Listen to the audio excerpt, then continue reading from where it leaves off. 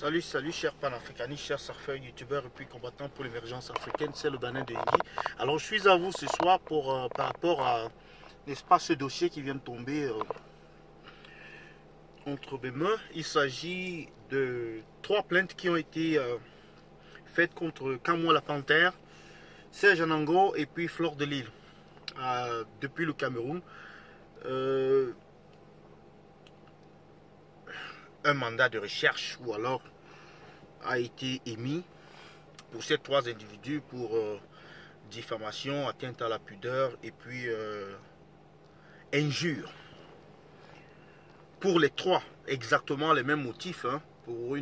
C'est une procédure qui a été signée apparemment le 6, qui je pense était hier jeudi 6 décembre. Et ceci vient donc confirmer les menaces qui étaient faites à l'encontre de Serge Anango par rapport à la famille présidentielle au sujet des propos qu'il aurait tenus lors de l'une de ces vidéos. Mais ce qui est quand même bizarre de constater, c'est que les 3 individus, que ce soit Serge Anango, Kamwa la Panthère et Fleur de Lille, toutes ces personnes résident en France. Et ces personnes auraient commis des délits sur le sol français. Mais comment est-ce que c'est plutôt au Cameroun? Ces personnes ne sont pas des Français et ne sont pas des Camerounais. C'est-à-dire Camerounais, ils sont naturalisés français. Donc qu'est-ce qui explique, n'est-ce pas, le fait qu'ils soient poursuivis en terre étrangère pour des délits qui ont été commis sur le sol français, soi-disant, atteinte à la pudeur ou bien diffamation et injure. Ça amène quand même à réfléchir. Quel est l'objectif? Quel est le but ici là? Alors, ces 3 motifs qui sont cités dans la plainte, atteinte à la pudeur, je ne sais pas vraiment à quoi cela réfère. Vous savez, la dernière fois, j'avais fait une vidéo en parlant de Macron et des injures ou alors des moqueries qu'il recevait des gilets jaunes et qui étaient vraiment gravissimes à l'encontre d'un chef de l'État ou d'une personne, mais encore moins un chef de l'État. Et donc, vous pouvez imaginer, et j'avais dit dès lors que si c'était au Cameroun, alors on aurait vu, n'est-ce pas, toute l'armada judiciaire camerounaise s'acharner sur ces individus. Ils devaient être arrêtés, jetés en prison, ainsi de suite.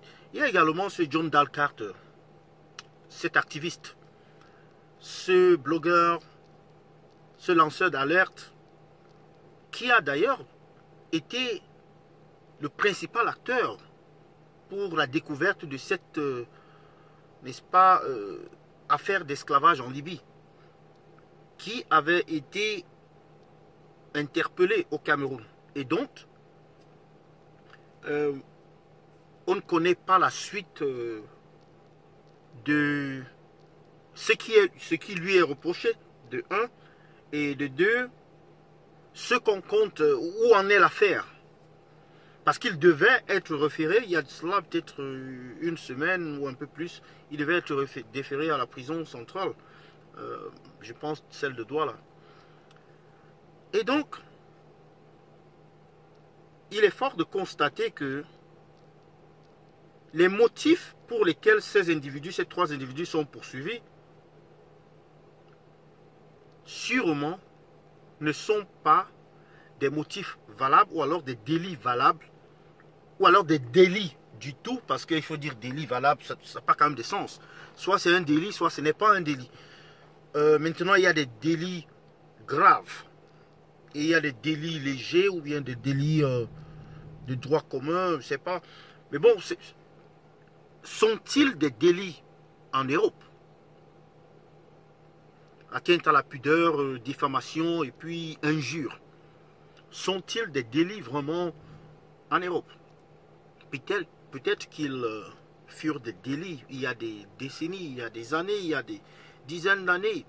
Mais maintenant, est-ce qu'on peut poursuivre quelqu'un en France ou en Angleterre? Diffamation, oui. Diffamation, oui. Ça, il faut qu'on corrige. Diffamation, oui.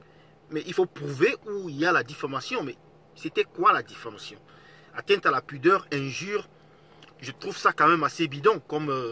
Mais très généralement, même quand Patrice Galland avait été arrêté, on lui a donné beaucoup de motifs qui ont été réduits considérablement au fil des jours. C'est le mode operandi de ce régime. Bon, ils le font souvent comme ça. Beaucoup de motifs parmi lesquels certains qui sont des motifs farfelus, qui n'ont pas leur place, mais qui sont juste là pour habiller, pour gonfler l'affaire en fait, pour donner l'impression que c'est une affaire sérieuse. Et au final, quand ils sont devant le juge, ces motifs-là, très généralement, changent. Moi, je vois là, peut-être un seul de ces motifs-là être peut-être retenu. Et d'ailleurs, s'il y a des éléments pour justifier la diffamation, bon, au Cameroun, la diffamation, c'est un peu de tout. Hein. Si on dit que, par exemple, le président de la République est un roi fainéant, ça, c'est une diffamation. D'après certains sardinats. Si on dit que le président de la République est incompétent, ça, c'est une diffamation également. Le président de la République a échoué, il a vendu le Cameroun, ça, c'est une diffamation également. Au Cameroun, c'est ça. Mais bon, vous constaterez qu'ailleurs, sur d'autres cieux, ce n'est pas un crime, ce n'est pas une diffamation. C'est donc ça le fossé qui nous sépare d'une vraie démocratie, d'un vrai état de droit et d'une république en fait. C'est ce que j'avais donc à vous proposer ce soir sur ces 3 mandats d'arrêt ou de recherche qui ont été signés concernant les 3 individus, Serge Anango et Kamon La Panthère et Flore de Lille, pour exactement les mêmes motifs. Je ne sais pas ce que vous pensez par rapport à ça. J'attends vos commentaires. C'est le Banane de Yingui. Bye bye et bonne soirée.